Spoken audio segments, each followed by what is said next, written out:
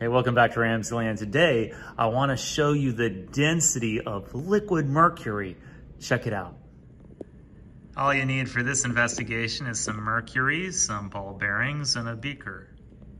Start by slowly filling your beaker with liquid mercury.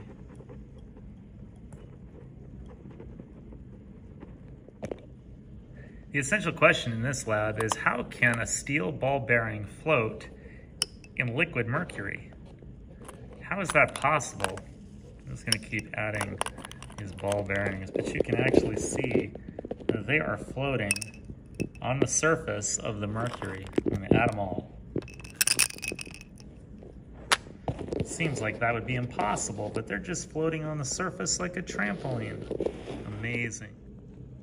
This investigation really demonstrates the density of mercury that has 80 protons versus the steel ball bearings, which are made of an alloy of iron, 98% iron, that only has 26 protons, and 2% carbon that only has 6 protons. So you can see that mercury is far denser than steel, and that's why those ball bearings are floating on the surface like it's on a trampoline. Just absolutely amazing. Steel ball bearings floating on mercury in RamZland.